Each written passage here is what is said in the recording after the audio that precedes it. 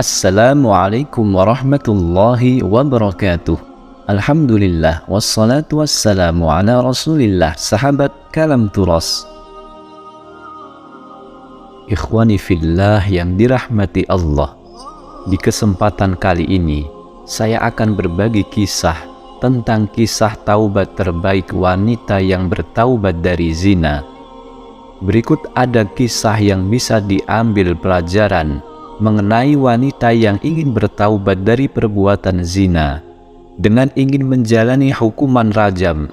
Hukuman rajam dikenakan bagi orang yang telah menikah kemudian berzina dengan cara dilempari batu hingga mati.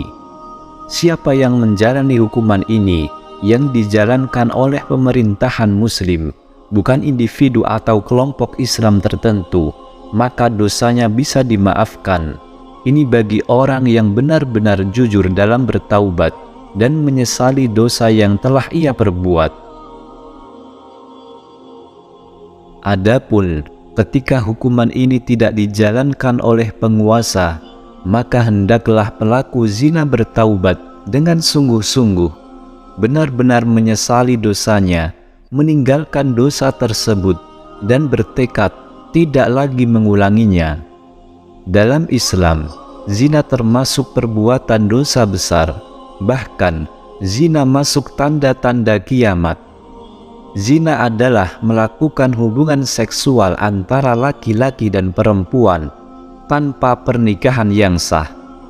Rasulullah SAW bersabda, "Sungguh Allah membentangkan anugerahnya pada malam hari untuk menerima taubat dari hambanya yang bermaksiat di siang hari, dan Allah membentangkan anugerahnya pada siang hari untuk menerima taubat dari hamba yang bermaksiat di malam hari."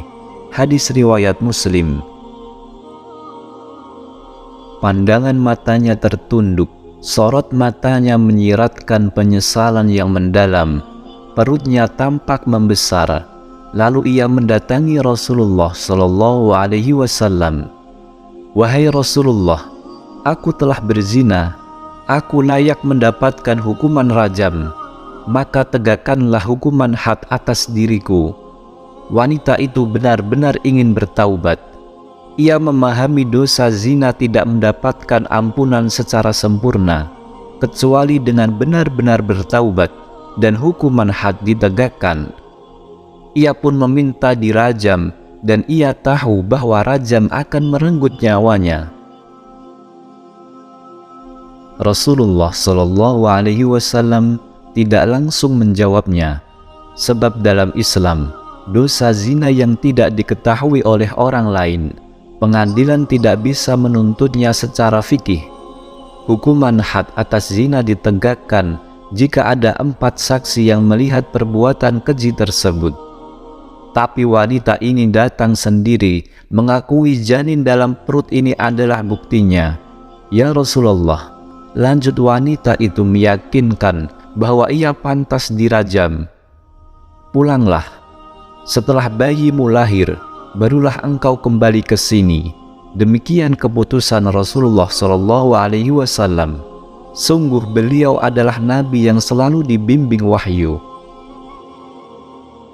Beliau adalah hakim yang paling bijaksana. Kasih sayang adalah jiwa dari setiap keputusannya. Tidak mungkin bagi beliau menghukum seorang wanita yang tengah hamil. Bagaimana nasib kandungannya?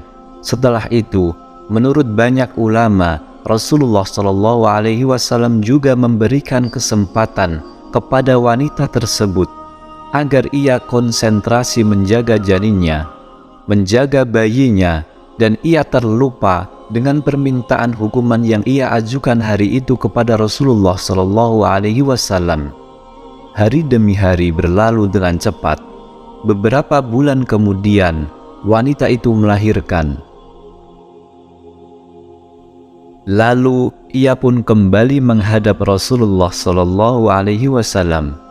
"Ya Rasulullah, aku wanita yang beberapa bulan lalu menghadapmu, meminta ditegakkan hukuman had atasku, maka rajamlah aku." Demikian kira-kira pinta wanita itu kepada Rasulullah Shallallahu Alaihi Wasallam. Dan lagi-lagi Rasulullah Shallallahu Alaihi Wasallam menolak permintaan itu. Beliau meminta untuk merawat dulu anaknya hingga masa persusuan selesai. Ternyata wanita itu tidak lupa. Ia datang lagi setelah masa menyusui anaknya dianggap cukup. Ya Rasulullah, aku wanita yang dulu datang menghadapmu, meminta ditegakkan hukuman had atasku, maka rajamlah aku. Permintaan itu akhirnya dikabulkan Rasulullah Shallallahu Alaihi Wasallam. Beliau pun menegakkan hukuman had atasnya hingga ia menghembuskan nafas terakhirnya. Ketika Rasulullah Shallallahu Alaihi Wasallam mensolati jenazah wanita itu, Sayyidina Umar bin Khattab radhiyallahu anhu terheran-heran. Wahai Rasulullah, mengapa engkau mensolati padahal wanita itu telah berzina? Lalu Rasulullah Shallallahu Alaihi Wasallam pun menjawab, wanita ini telah bertaubat dengan taubat yang seandainya taubat tersebut dibagi kepada 70 orang dari penduduk Madinah, maka itu bisa mencukupi mereka. Apakah engkau dapati taubat yang lebih baik dari seseorang yang mengorbankan jiwanya karena Allah Ta'ala? Subhanallah, sungguh luar biasa wanita tersebut. Bahkan ia memperoleh kedudukan yang sangat mulia di sisi Allah Ta'ala. Dan dalam pandangan Rasulullah Sallallahu Alaihi Wasallam, taubatnya mencukupi untuk 70 orang. Dan taubatnya digolongkan sebagai taubat terbaik di dunia ini.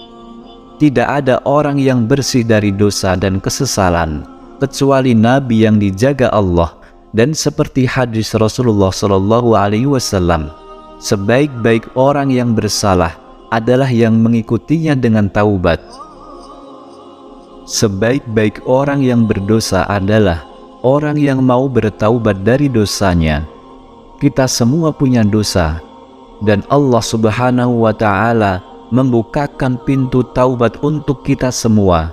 Pertanyaannya, maukah kita bertaubat? Dan seperti apa kualitas taubat kita? Semoga kisah ini dapat memberikan manfaat bagi kita semua. Wallahu a'lam. Wassalamualaikum warahmatullahi wabarakatuh.